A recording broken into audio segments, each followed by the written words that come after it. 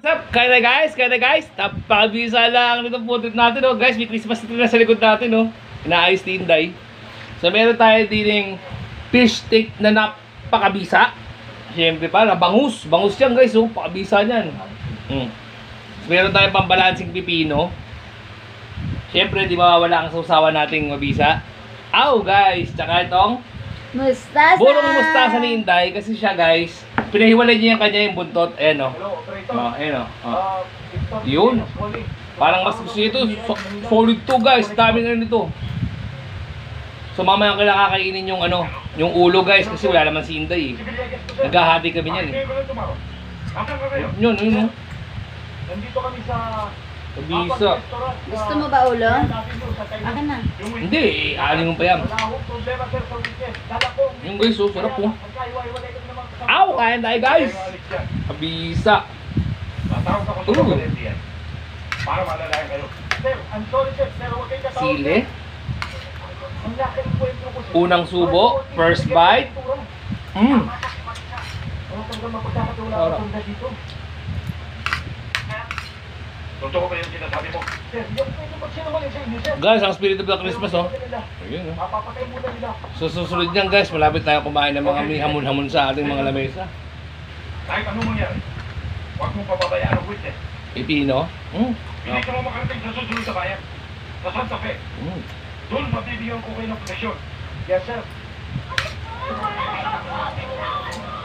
I have to go. I have to go.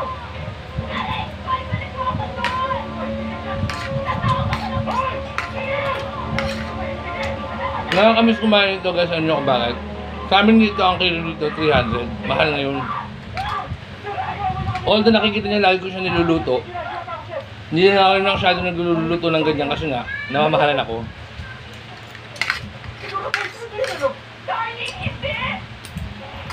Pero dahil maganda naman kinita natin kahapon, kaya yan. Diba?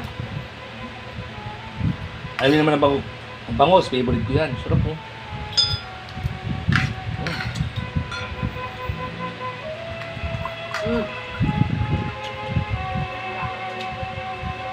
Tapos pipino mabisa.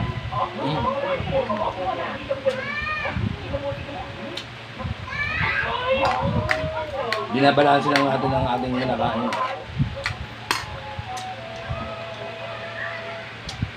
Up.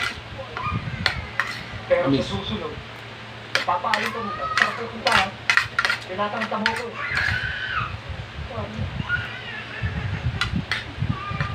Okay lang yan.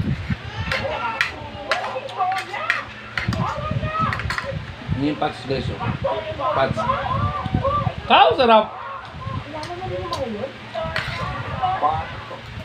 Dali ah.